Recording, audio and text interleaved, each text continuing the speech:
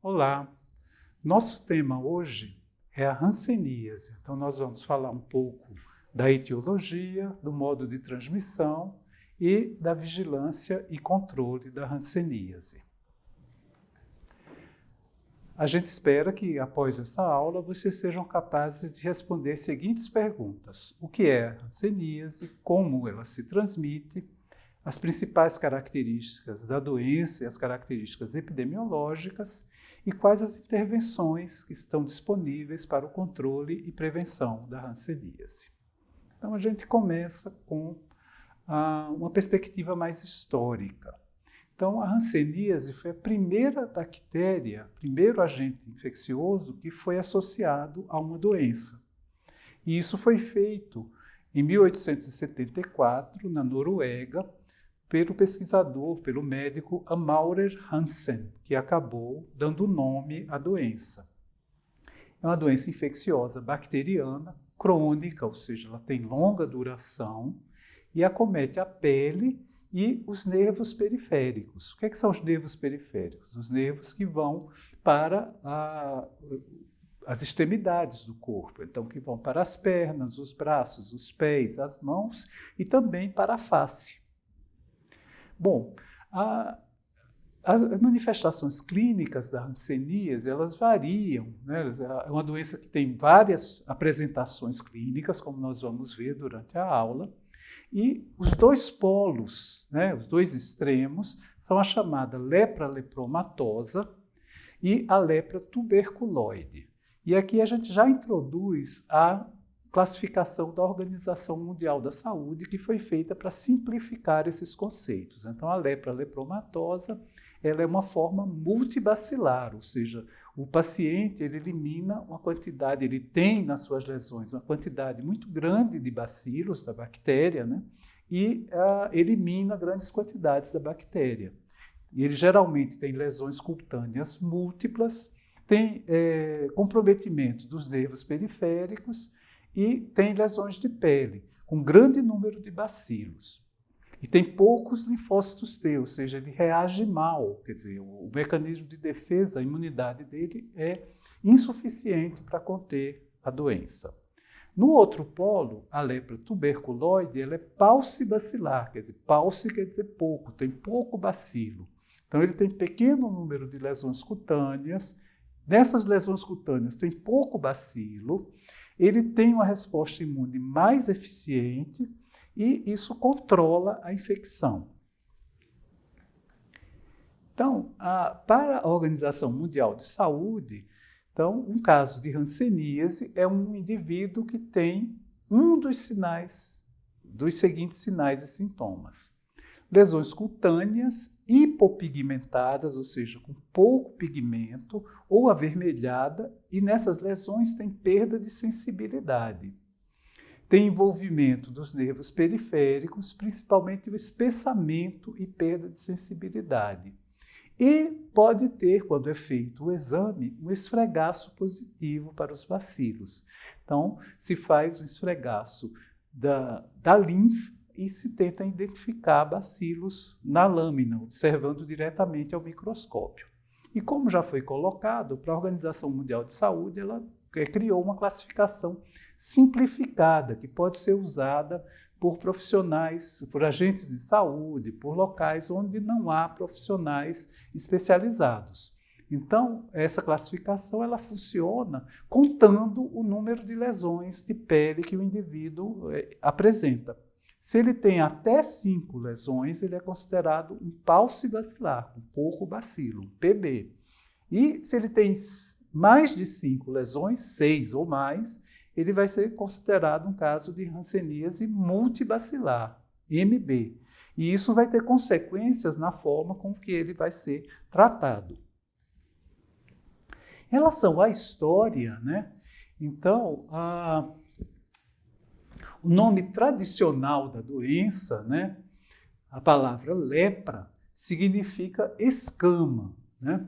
E é uma doença que é descrita já desde os primórdios da história, ou seja, quando a humanidade começou a escrever, relatar a sua história, já apareceram em alguns locais menções à hanseníase.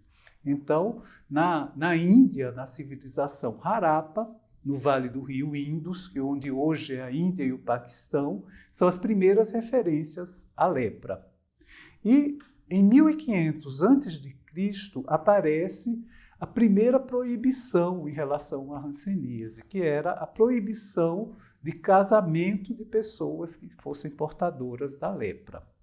E aí todos sabem, né, que a lepra vai aparecer na Bíblia judaico-cristã, né?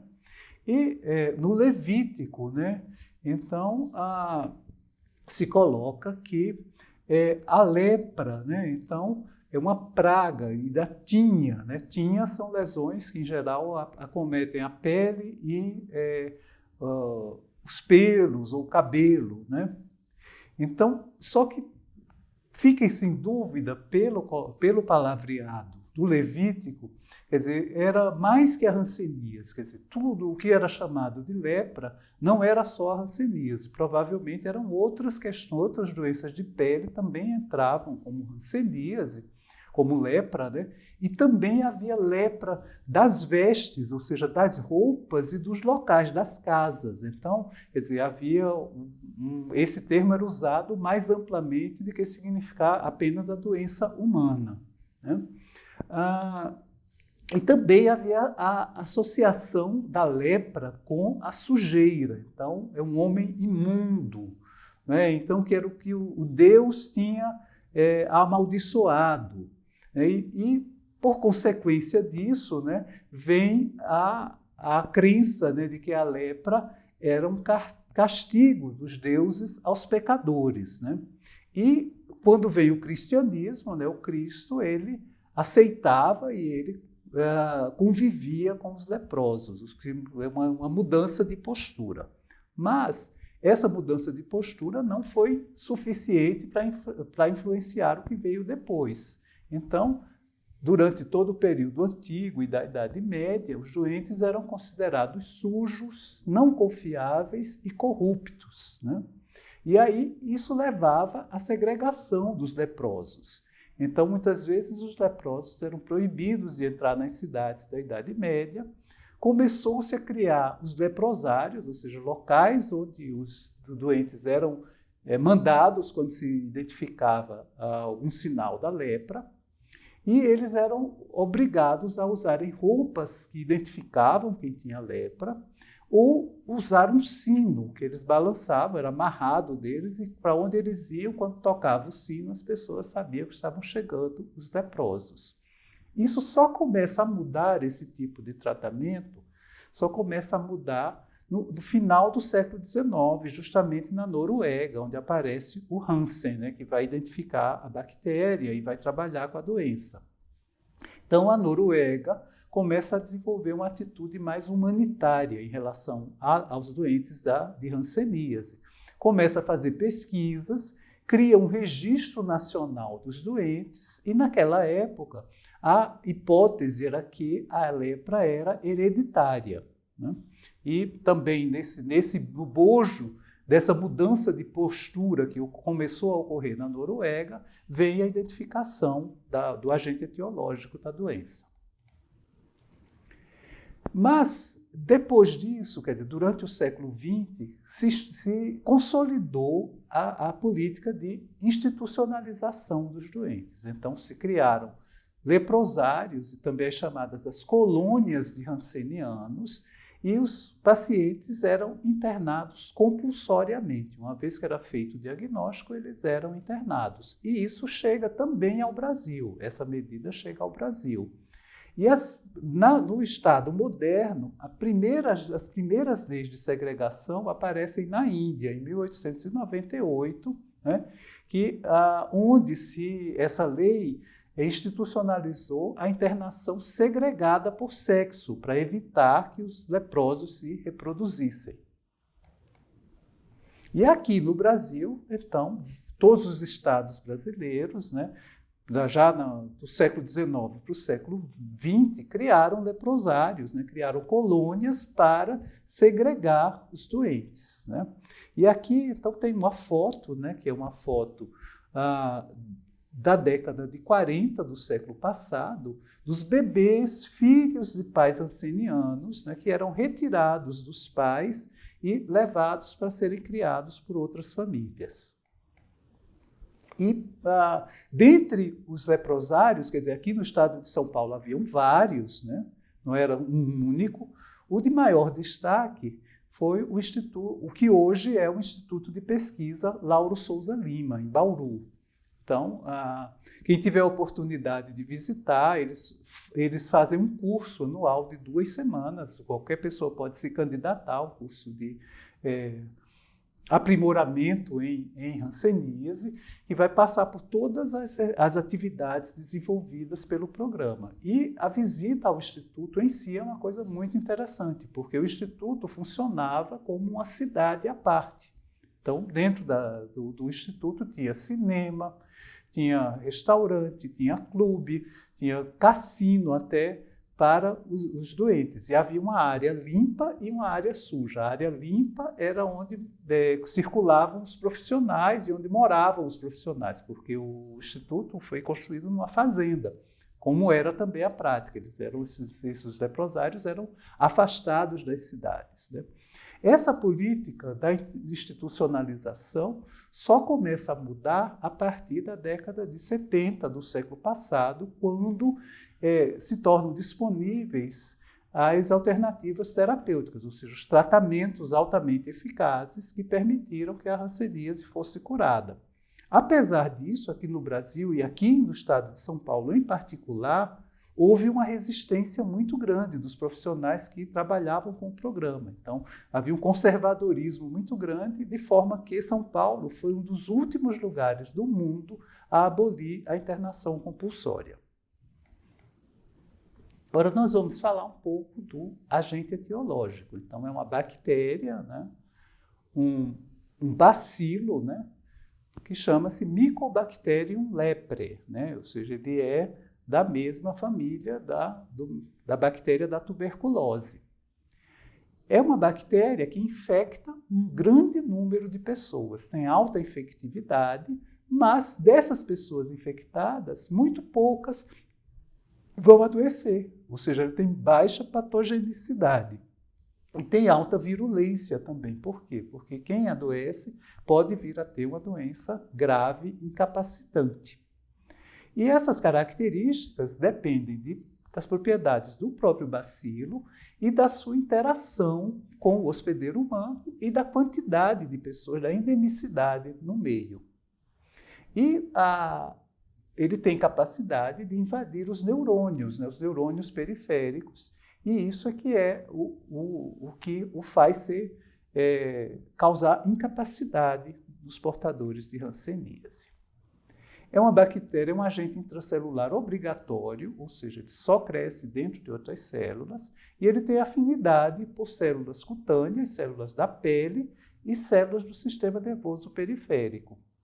A multiplicação dele é muito lenta, e isso tem implicação na questão da transmissão e do próprio desenvolvimento, da evolução da doença. Então, para ter uma divisão celular, cada bactéria, para ela se dividir, ela demora de 12 a 16 dias. E outra característica é que nunca se conseguiu cultivá-lo, ou seja, ele não cresce em meios de cultura. Então, isso dificultava muito a pesquisa do bacilo. Isso foi parcialmente resolvido quando, na década de 60, se conseguiu infectar experimentalmente as patas dos camundongos. E depois, onde tinha uma multiplicação limitada do bacilo. E a partir da década de 70, se identificou que havia um animal que era suscetível ao Mycobacterium leprae, que eram os tatus, que são os tatus. E eles desenvolvem a doença quando infectados experimentalmente. E depois se identificou na natureza tatus portadores do Mycobacterium leprae. E hoje é um modelo animal passível de ser utilizado, embora é muito complexo, né, manter um biotério de tatus. Poucos lugares do mundo conseguem fazer isso. Bom, o período de incubação ele tem a ver também com essa característica da divisão celular lenta do bacilo, né? Então, como o bacilo é lento, a hanseníase também progride lentamente. Então, entre o suscetível, a pessoa suscetível, ter contato com um doente da forma multibacilar, que está eliminando bactérias nas suas secreções respiratórias, entre esse contato e o indivíduo adoecer, vai em uma média de 2 a 7 anos. Já foi registrado período mais curto e também mais longo. Consequentemente a isso, a doença é muito rara em menores, em criança pequena, em menores de 3 anos, apesar de já existirem casos relatados. O ser humano é a única fonte de infecção, apesar de já haver outras espécies que se identificaram como infectados naturalmente, como os tatus, os chimpanzés e outros primatas não humanos. E o modo de transmissão pela via respiratória, então, pela eliminação de bacilos por um indivíduo doente da forma multibacilar, ele vai, ao falar, tossir, espirrar, eliminar bacilos que vão ser inalados pela outra pessoa, pelo suscetível. A maioria das pessoas pode entrar em contato e não vai desenvolver a hanseníase. Então, uma pequena proporção da população humana é suscetível e já se identificou que há marcadores genéticos de suscetibilidade. O doente que tem a forma multibacilar, e se ele não for tratado, ele vai continuar eliminando bacilos e transmitindo, né? E como já falei, existem evidências que há determinação genética na suscetibilidade e na forma clínica, não só na suscetibilidade de se infectar ou não, mas também de desenvolver uma doença mais grave ou menos grave. Quais são os fatores de risco, né? Então, a pobreza é o principal fator de risco para a ocorrência de hanseníase numa população.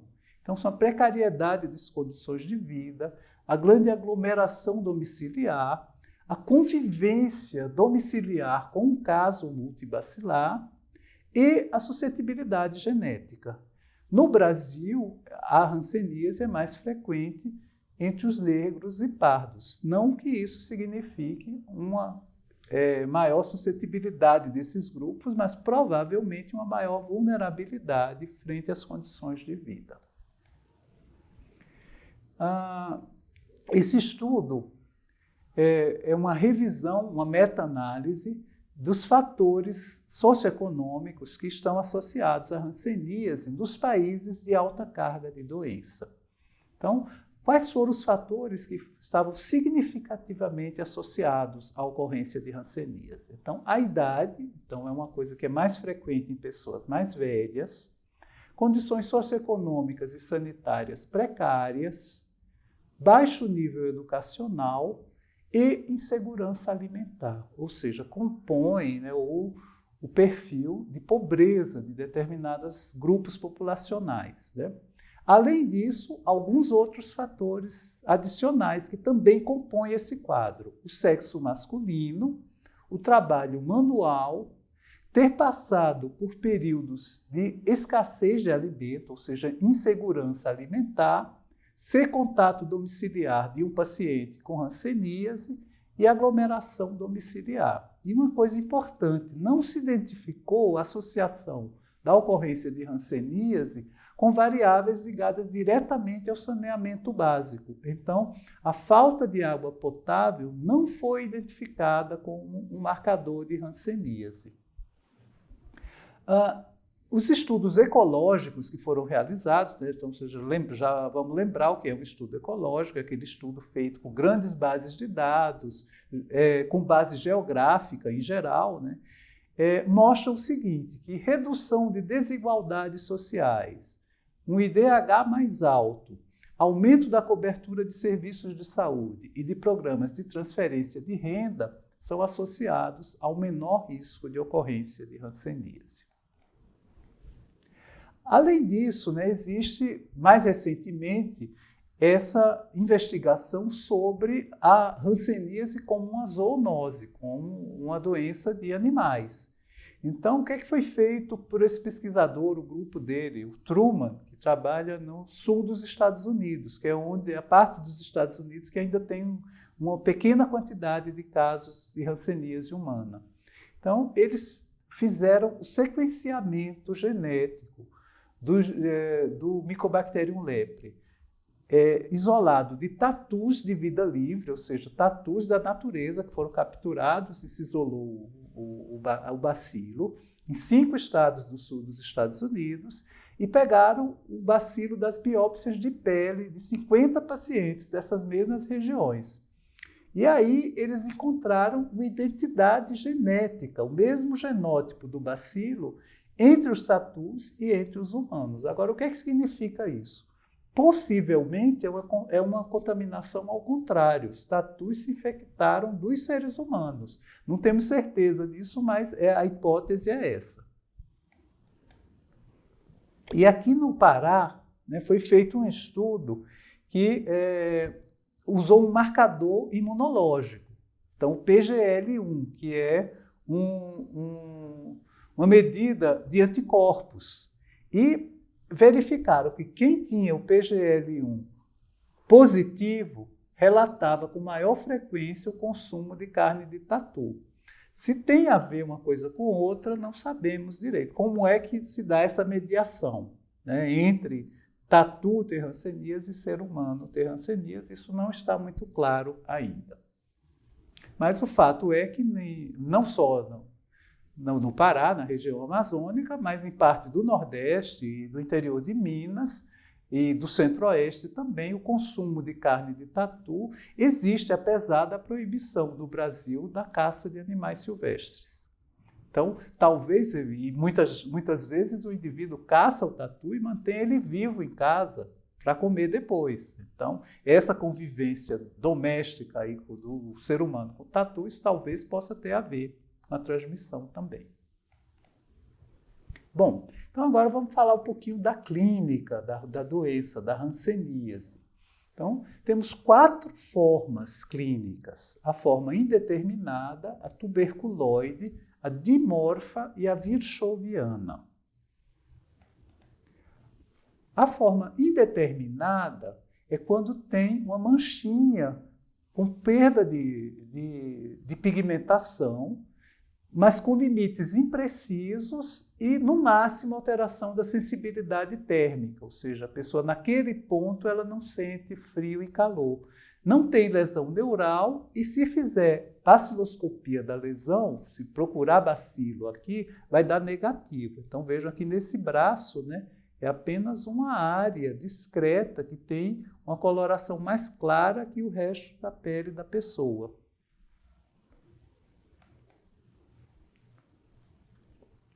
Então, de novo, aqui ligeiramente avermelhado, né? Aqui também um pouco, né? As bordas da lesão são imprecisas, né? A forma seguinte é a forma tuberculoide. Então, essa lesão já é bem delimitada e ela é ou assim avermelhada ou pode ser hipocrômica também, né? Com pouca pigmentação. Aqui também, né? Então, a forma clínica tuberculoide, ela é mais benigna, ela é localizada, ou seja, são poucas lesões, né? Talvez muitas vezes uma única lesão, né? Os limites são bem definidos, não tem muita elevação, né, na lesão e tem ausência de sensibilidade, tem dormência. Então, já tem comprometimento dos troncos nervosos, podendo causar dor, fraqueza, atrofia muscular. E nas lesões pode ter uma perda total de sensibilidade, não tem sudorese, então naquela área não sua e nem cresce pelo, alopécia. Aí depois vem a forma mais grave, que é a forma virchoviana. Então, tem essas lesões maiores, infiltrativas, com limites brilhantes, e geralmente tem distribuição simétrica em ambos os lados do corpo. E pode haver uma infiltração, né, difusa nas faces e nas orelhas, e perda de cílios e perda de sobrancelhas. Tem um comprometimento neurológico grave, né, e a baciloscopia do raspado dá positiva.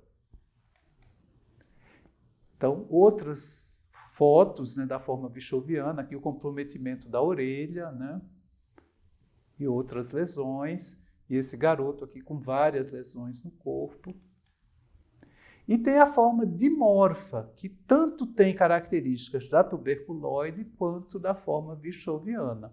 Pode apresentar lesões de pele bem delimitadas e, ao mesmo tempo, lesões infiltrativas mal delimitadas, ambas com alteração de sensibilidade.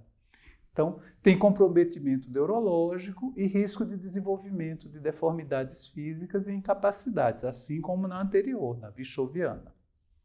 Então, algumas fotos da forma dimorfa, né?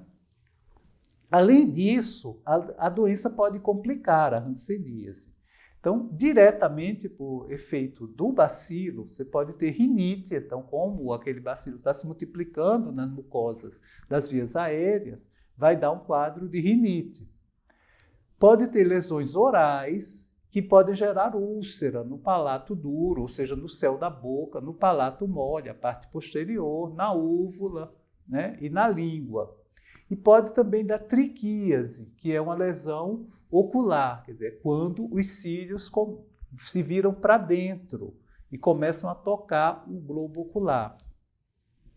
E pode ter complicações daquelas lesões neuronais que são geradas pela doença. Então, vai ter a mão em garra, vai ter os dedos do pé em garra também, pode haver úlceras plantares, ou seja, a pessoa não sente dor, né? Então, machuca o pé e não cuida, não trata, não percebe, e aquilo acaba virando uma úlcera, né?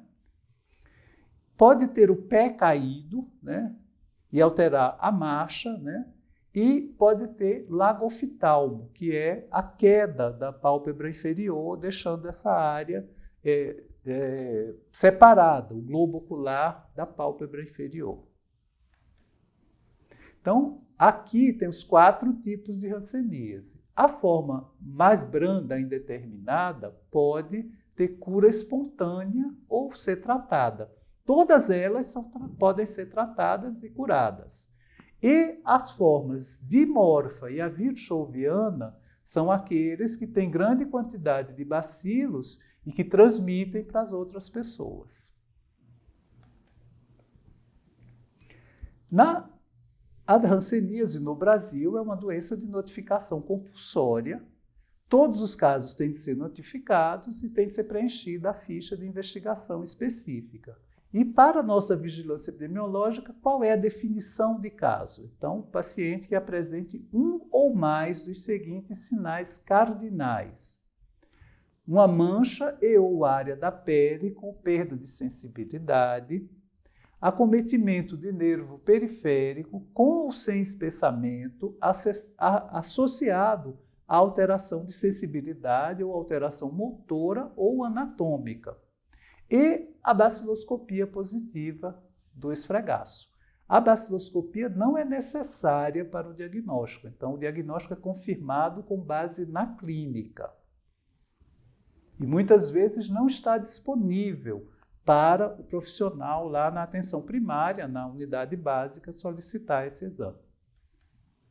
Então, essa é a ficha da hanseníase de investigação. Então, a primeira parte da ficha é igual, né, a identificação do paciente, igual a todas as doenças. Na segunda parte, já tem questões específicas, quer dizer, como é que esse caso foi achado? Ele era um caso novo, ele foi transferido de outro lugar, né? Então, como é que ele foi detectado? Foi um encaminhamento, ele foi da demanda espontânea, ele foi um exame de comunidade, porque o que é que se faz? Se faz exame na comunidade para tentar encontrar caso, né? Foi exame de contato, ou seja, ele era um comunicante domiciliar de um caso que foi diagnosticado, ou outros modos. E aqui se foi feita a baciloscopia, o início do tratamento e qual foi o tratamento, qual a duração do tratamento. Além disso, tem uma outra parte que é específica também da hanseníase, que é a avaliação de incapacidade. Então, a vigilância passa pela investigação. E qual é? Veja só, então é uma doença que a principal atividade de controle é o tratamento. Então, a gente tem que encontrar os casos, instituir o tratamento e identificar quem teve contato próximo nesse caso que pode ter se infectado também. Então, é necessário não só iniciar precocemente o tratamento, mas identificar quem convive com aquele paciente, trazê-lo para o exame e fazer o exame dele para identificar se há casos secundários.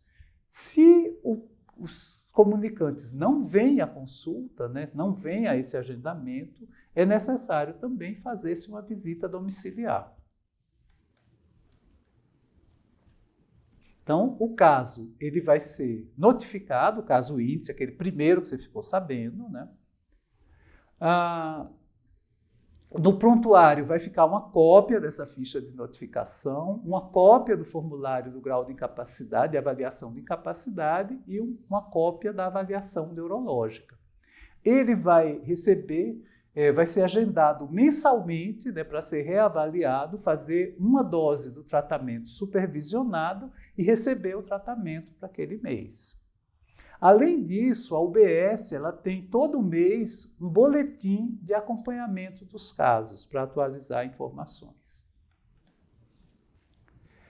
Uma outra coisa é que já se verificou que a vacina BCG, aquela que é usada para tuberculose, ela confere algum grau de proteção à hanseníase. Então, é avaliado no contato próximo do caso, aquele contato não doente, se ele tem cicatriz de BCG, né? E se ele não tem cicatriz, é administrada uma dose de BCG. Existe também uma proposta de fazer quimioprofilaxia, ou seja, fazer um tratamento profilático com rifampicina desse caso índice, dos comunicantes do caso índice. Mas esse procedimento ainda não está validado e adotado pelo Programa Nacional Brasileiro. E como é esse tratamento? O tratamento daquele paucibacilar, então lembrando que é aquela classificação simplificada da OMS, que não vai pensar se ele é um paciente tuberculóide, ou vichoviano, ou dimorfo, nada disso, vai contar as lesões de pele e com base na conta do número de lesões vai ser instituído o tratamento. Então, se ele é um paucibacilar, se ele tem até 5 lesões, ele vai fazer um tratamento que dura 6 meses, né? E que consiste no seguinte, ele toma uma dose mensal de rifampicina supervisionada. Então, no dia que ele vem na unidade para pegar o tratamento dele daquele mês, ele toma a rifampicina e toma uma dose de dapsona, que é um outro medicamento. E ele vai para casa e recebe o blisterzinho com 30 comprimidos de dapsona que ele vai tomar uma vez por mês. E a criança é proporcional, aí é uma dose menor, proporcional ao peso dela. Então, esse é a carinha do medicamento, é o mesmo no mundo inteiro. Por quê? Porque a Novartis, que é uma das multinacionais da indústria farmacêutica, ela doa para a Organização Mundial de Saúde o tratamento de todos os doentes de hanseníase do mundo. Então, cada país tem que fazer a previsão de quantos tratamentos precisa, encaminha para a OMS e a OMS vai mandar o tratamento para aquele número de pacientes. Então, vejam como é. Aqui, olha, esses 3 aqui, que são a rifampicina e a dapsona, dá a dose supervisionada, no dia que ele vem buscar o remédio na UBS. Então, ele toma esse daqui na frente dos profissionais e leva para casa o blisterzinho para tomar o resto do mês.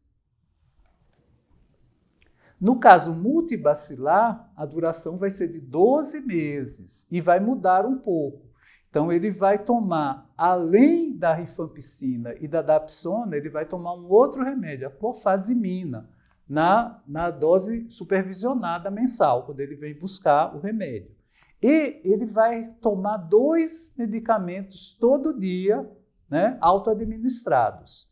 E aí, a carinha, olha, é diferente, tá vendo? Então, aqui vem a dose que ele vai tomar na unidade, a dose supervisionada, e aqui os 2 comprimidos, um vermelho e um branco, que ele tem que tomar todo dia durante 1 ano.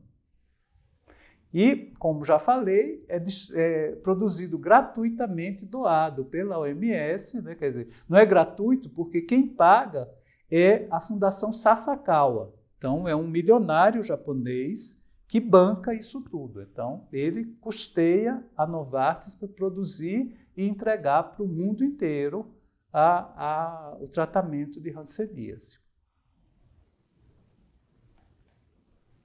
Bom, e o que se faz, né? Então, como é que funciona, né? Então, os casos, eles vão ter visitas mensais, eles vão vir na UBS 1 vez por mês. Além disso, é feita essa avaliação do grau de incapacidade, a prevenção de incapacidades com exercícios, né? E, quando necessário, a unidade tem de ter uma referência de fisioterapia, de reabilitação. E também pode acontecer os estados reacionais, então, que são quadros graves, que são causados, quer dizer, quando o indivíduo inicia o tratamento, aquele bacilo que está nele vai morrer em grande quantidade no início do tratamento. E as toxinas que a morte dos bacilos levam pode causar uma reação grave de incapacidade, de perda de sensibilidade e de motricidade. Isso tem de haver também uma referência para os pacientes para isso. E o encerramento do caso, que é feito após 6 doses, né, com a compleção de 6 meses, né, no máximo no período de 9 meses, ou do multibacilar de 12 doses em até 18 meses. E o que pode acontecer com os casos? Ele pode curar, né, fazer o tratamento total e curar. Ele pode fazer o tratamento incompleto, e não ter avaliação clínica, se ele curou ou não. Ele pode ir ao óbito, pode ser transferido e pode desaparecer, pode abandonar o tratamento. Então, todas essas situações são previstas. Na gestão do programa de controle, né, então, o gestor tem um papel fundamental. Por quê? Porque esse é um programa que vai articular vários profissionais, vários serviços dentro da unidade de saúde. Então, vai ter a ação do médico, do pessoal da enfermagem, do agente comunitário de saúde, do dentista, da assistente social, do farmacêutico e dos profissionais da vigilância epidemiológica. Toda essa turma tem de trabalhar em conjunto e muitas vezes são referências para maior complexidade. Então, temos também um sistema de informações que não é só a notificação, não é só o SINAM, tem a programação dos medicamentos e insumos que tem de ser feita. Então, cada unidade vai fazer sua programação de quantos doentes ela espera, com base na sua história. Isso vai ser consolidado por município, depois pelo Estado, depois para o Brasil, e o Brasil vai solicitar à Organização Mundial da Saúde a quantidade de tratamentos que ele precisa. E tem de haver referência e contra-referência para esses casos, tanto os casos de reação hanseníana, quanto os casos que demandem fisioterapia, que demandem outros tipos de reabilitação. Em 91, a Organização Mundial da Saúde estabeleceu a meta de eliminação da hanseníase como problema de saúde pública. E o que é que se chamava eliminação naquele momento? Foi a primeira vez que essa palavra foi usada em saúde pública, eliminação. Então, significava que o objetivo era reduzir a prevalência a um nível inferior a 1 caso por 10 mil habitantes. Então, essa meta foi perseguida, né, pelo mundo inteiro, e todos os países do mundo, dos países maiores, tem ainda países muito pequenos que não chegaram na meta, mas dos países grandes, o único que não atingiu a meta foi o Brasil, infelizmente. E há um plano que encerra esse ano, né, que é a Estratégia Global para eliminação da hanseníase. Quem tiver interesse depois pode buscar na Organização Mundial da Saúde. E aqui a gente vê essa publicação de 2016, mas que era a última sobre o avanço do plano. Então, como vocês veem, aqui é por número absoluto de casos. Só 3 países do mundo tinham mais de 10 mil casos no ano de 2016, que eram o Brasil, a Índia e a Indonésia. Então, tanto Índia quanto Indonésia são países. A Índia tem 1 bilhão e 200 milhões de habitantes, e a Indonésia tem quase 300 milhões, uma população maior que a do Brasil. No entanto, a Índia tem mais casos que o Brasil, mas quando você faz a prevalência, como a população dela é muito grande, a do Brasil fica maior. E a Indonésia tem menos casos que o Brasil, numa população maior. Então, aqui tem os números, né, que depois vocês podem olhar no maior detalhe.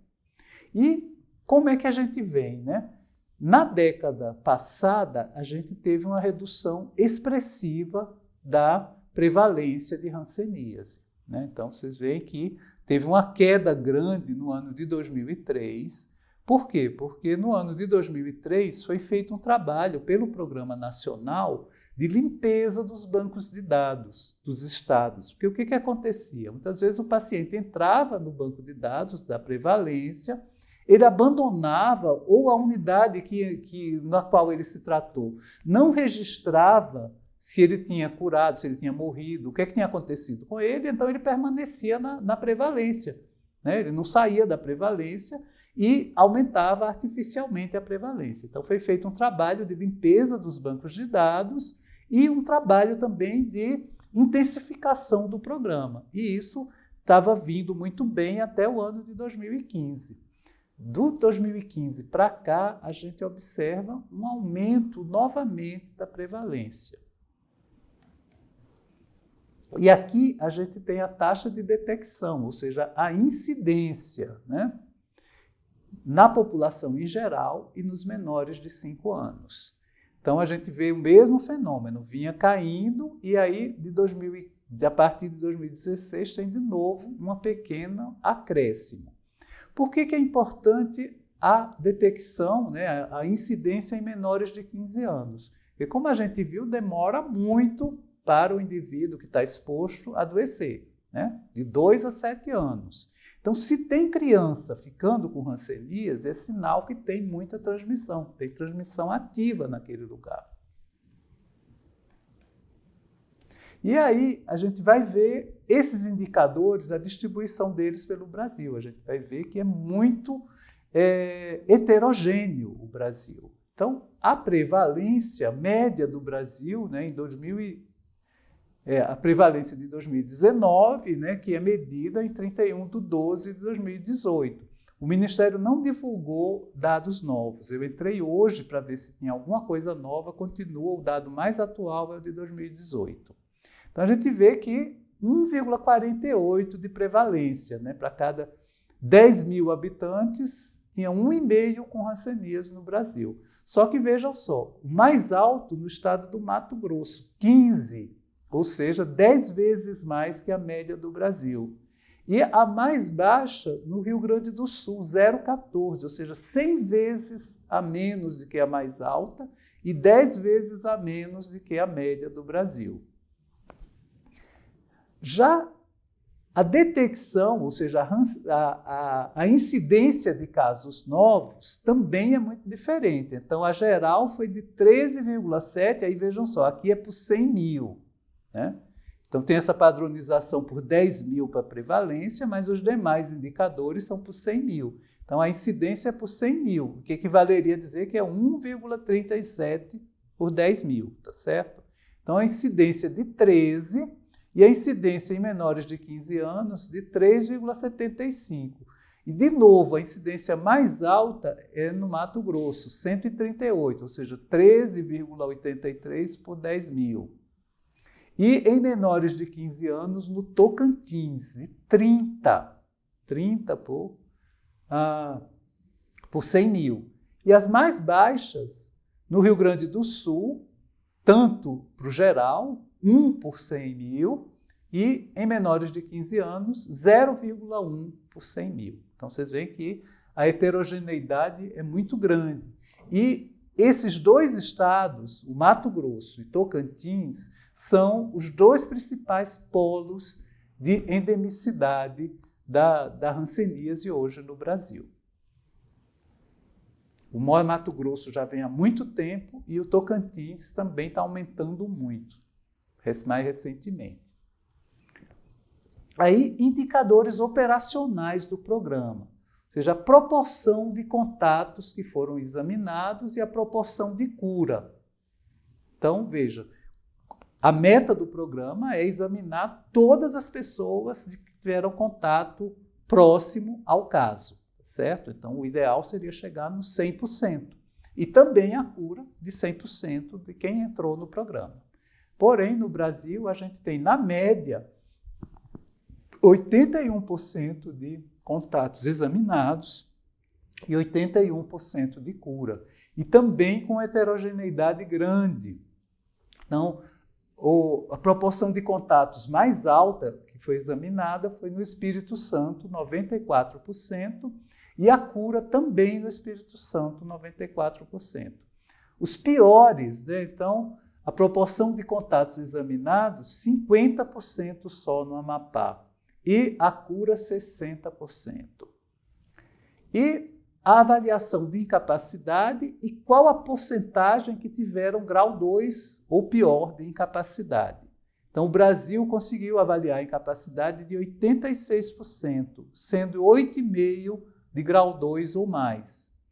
O mais alto de avaliação de incapacidade foi o Paraná, 95%, e o mais alto com a incapacidade grau 2, o Rio Grande do Sul, 24%. Vejam só, o Rio Grande do Sul que é onde tem menos hanseníase. Por ter menos hanseníase, esse diagnóstico não é pensado quando o médico atende, quando a unidade atende, e aí a pessoa demora a fazer o diagnóstico e acaba só fazendo o diagnóstico quando já tem incapacidade. E o mais baixo de avaliação de incapacidade, o Distrito Federal, 71%, e o mais baixo de incapacidade grau 2 ou mais, o Espírito Santo, que é também quem está melhor aqui na fita, quem consegue fazer mais exames de contatos e que tem a maior taxa de cura. Né? O que acontece? O que dificulta isso aqui? Vejam só, tem pouco caso no Brasil, né? Então são 20 e poucos mil casos, né? 23 mil, 24 mil casos por ano. Né? Esses casos são distribuídos de forma heterogênea, como a gente está vendo aqui. Então, tem estados que concentram muito desses casos e tem estados que têm muito pouco caso. Então, o diagnóstico é pouco frequente. Como é um diagnóstico clínico, é necessário que as pessoas, que o médico que está atendendo, tenha o que se diz aí a mão da clínica, né? Ele olhar para aquele caso e achar e suspeitar que aquilo ali é hanseníase junto com a história do paciente. Então, se você vê muito eventualmente um caso, você acaba perdendo esse parâmetro. Aí o que os estados, a grande parte dos estados brasileiros que têm menos casos fizeram? Tiraram o programa de hanseníase da UBS, de todas as UBSs, e centralizaram em uma UBS ou algumas UBSs, ou até em unidades de atendimento especializado. Então isso tornou distante o programa da ponta, do programa de saúde da família, dos agentes comunitários, que são quem faz visita domiciliar, quem tem o contato direto com os pacientes. Então, isso dificulta a avaliação dos contatos e dificulta até mesmo o atendimento do paciente, que tem, às vezes, de andar uma distância grande para chegar na unidade.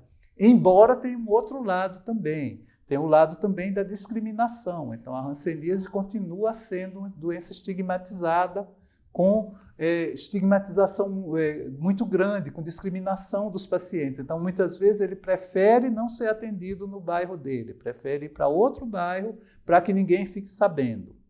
Então, tudo isso tem de ser pensado.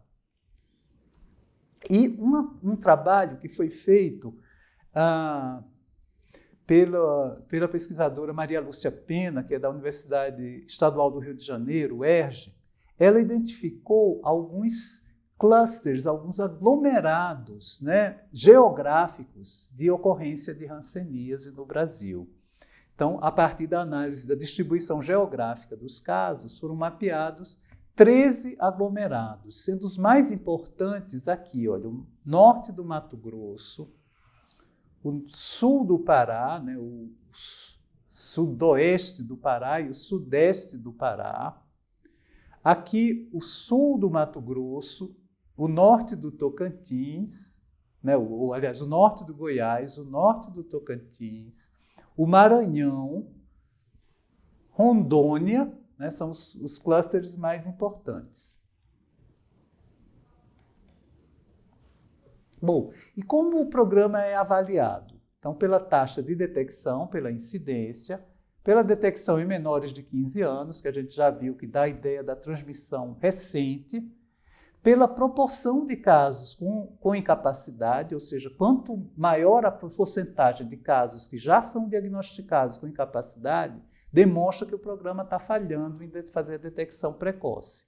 A proporção de contatos examinados, ou seja, quantos por cento dos contatos foram de fato examinados, e a taxa de cura. Então, nós vamos ver como é que está o Brasil, né? Primeira coisa é a proporção de multibacilares, ou seja, o ideal seria que nós detectássemos o caso precocemente. Então, que o caso fosse paucibacilar, fosse detectado no começo da doença dele. No entanto, olha, a média do Brasil é de 72% serem multibacilares, ou seja, a gente só identifica caso já mais grave. Ele é mais baixo no Espírito Santo, onde o programa funciona melhor, e mais alto no Rio Grande do Sul, que tem pouco caso, então só diagnostica quando o cara já está muito grave.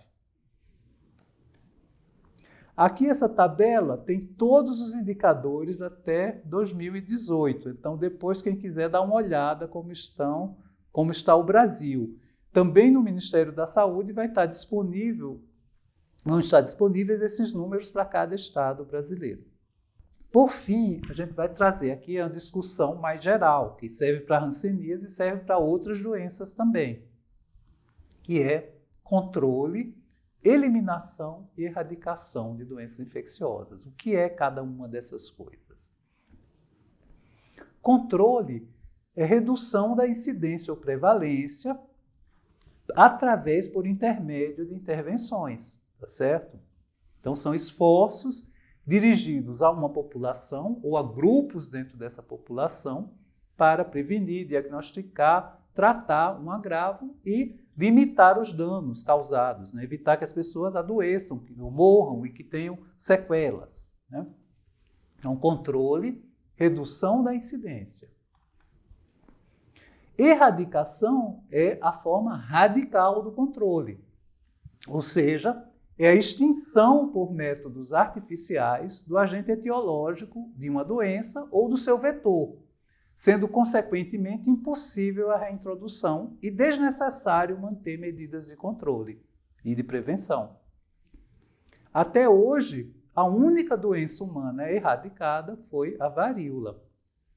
Então, a erradicação é um estado no qual não tem novos casos em nenhum lugar, então você não precisa fazer medida de controle, como aconteceu com a varíola. Depois da erradicação, a gente parou de vacinar. Então, as novas gerações, vocês, alunos, não se vacinaram, não tiveram mais de se vacinar contra a varíola.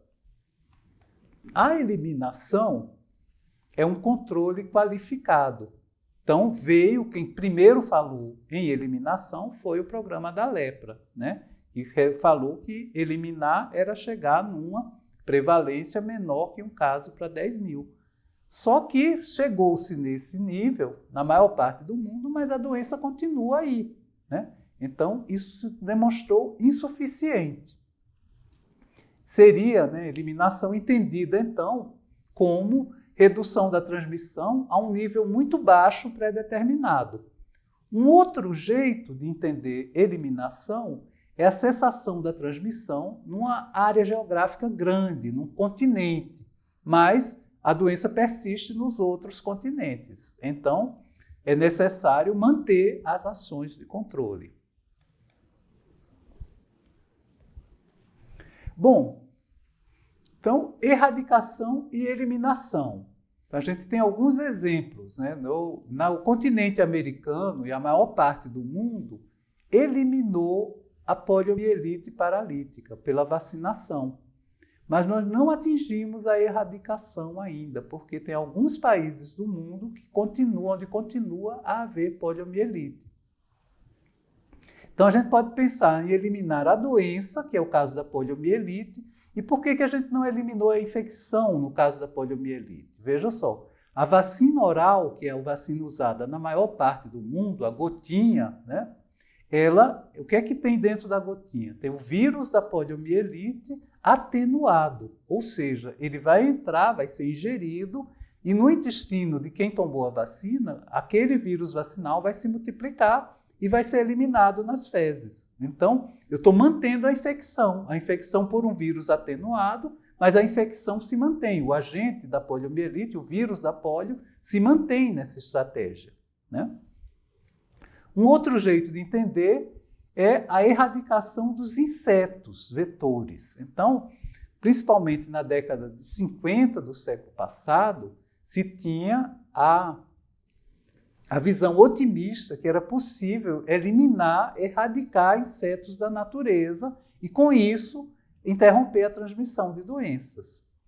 Então, se tentou, né, da década de 50 até a década de 70, erradicar o Aedes aegypti no continente americano.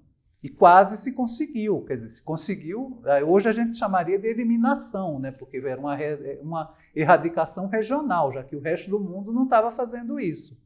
Porém, mesmo nas Américas, não deu certo, porque teve 2 países que não entraram, né, na história da erradicação do Aedes aegypti. Um foi os Estados Unidos e o outro a Venezuela, que não conseguiu. Então, aí, quando o programa afrouxou, né, a partir da Venezuela e dos Estados Unidos, o Aedes voltou com tudo para o resto da América Latina inteira, e daí que vieram as epidemias de dengue, chikungunya, zika, etc. E outra forma de entender era ter parâmetros quantitativos para a eliminação, como a hanseníase fez, como o Programa Mundial de Hanseníase fez. E quais são as doenças que seriam erradicáveis, né? Quais são os critérios que indicam que uma doença pode ser erradicável? Então, primeiro, tem de ter uma intervenção efetiva que interrompa a transmissão, uma vacina ou a eliminação do vetor, etc. Tem de ter um diagnóstico prático que seja muito sensível e específico, que detecte a infecção, né, que possibilita a transmissão humana, ou seja, tem de ter um bom método de diagnóstico. Que não tenha outro hospedeiro vertebrado e que o agente infeccioso não se multiplique no ambiente. Ou seja, uma doença que envolve humanos e animais, ela é muito difícil de ser erradicada. Então, um critério de erradicabilidade é que seja uma doença humana, que seja um agente infeccioso que não infecta outros seres vivos. E critérios econômicos e critérios políticos e sociais. Então, aquele programa ele tem de ser bem aceito, tem de haver comprometimento político com ele, tem de haver comprometimento da sociedade, a sociedade encarar que aquilo é necessário e justo, e tem de ser factível economicamente. Não pode ser uma coisa que seja cara demais, seja impraticável. E algumas doenças, com base nesses critérios, elas são consideradas erradicáveis, que estão aqui nessas 2 listas, doenças bacterianas, parasitárias e algumas virais. Quem tiver interesse em se aprofundar na hanseníase, tem bastante literatura a respeito, literatura gratuita que pode ser feito download no Ministério da Saúde, na Organização Mundial de Saúde.